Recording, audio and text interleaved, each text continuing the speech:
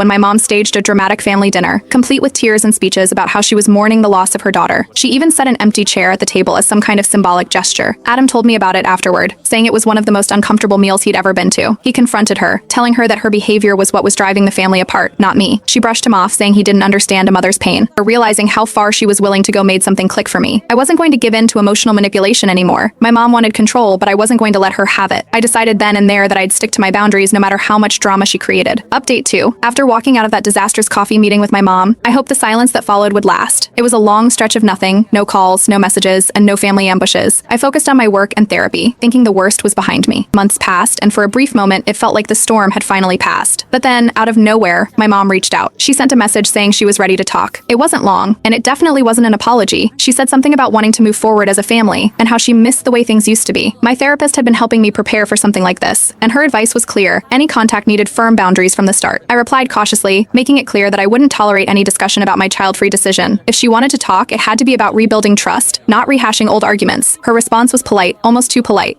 She wrote that she just wanted what's best for me and hoped we could get past everything. It felt like she was avoiding taking responsibility for the things she'd said and done, but I decided to give her the benefit of the doubt just this once. We set up a phone call. It started off fine. She asked about my work, my travels, and even mentioned a recipe she wanted to share. For a moment, I thought maybe she was serious about mending things. But then, as casually as if she were commenting on the weather, she slipped in a comment about how I was still young and might change my mind about kids someday. I froze. I reminded her that this topic was off limits. She tried to backpedal, saying she was just making conversation, but I could hear the edge in her voice. It was clear she hadn't changed at all. I told her I couldn't keep having the same fight and ended the call. Later that evening, Adam came over to check on me. He'd heard from Hannah that our mom was devastated because I'd hung up on her. Adam wasn't surprised. He said mom had been venting to Hannah about me ever since the no contact period began. He reassured me that I'd done the right thing, but it didn't make it any less exhausting. The next day, Hannah called me. She said mom was trying to fix things and that I was being stubborn by not meeting her halfway. She didn't outright blame me, but her tone made it clear she thought I was at fault for the ongoing tension. She kept saying it wasn't fair to put all the pressure on mom, as if I was the one keeping the fight alive. Not long after, my mom was back to her usual tricks. She posted a cryptic status on Facebook about the importance of family and how some people take their blessings for granted. She didn't name me directly, but the timing was obvious. A few of her friends and relatives chimed in with supportive comments, and one even wrote something like, "It's hard when your own kids turn their back on you." I ignored it, but the drama felt suffocating. The stress started to bleed into my work life. I found myself zoning out during meetings, replaying conversations with my mom in my head. I missed a couple of deadlines, which wasn't like me, and even my boss noticed I wasn't fully present. I tried to shake it off, but the weight of everything was hard to ignore. A few days later, my dad showed up at my apartment. He looked uncomfortable, like he didn't want to be there, but he told me he was sorry for everything that had happened. He said he felt trapped, caught between me and mom, and that he didn't know how to make things right. He admitted he couldn't stand up to her because it would only make things worse at home. I appreciated the visit, but his hands-off approach was as frustrating as ever. The next blow came via text. My mom sent me a message saying that unless I changed my mind, I'd be permanently removed from her will.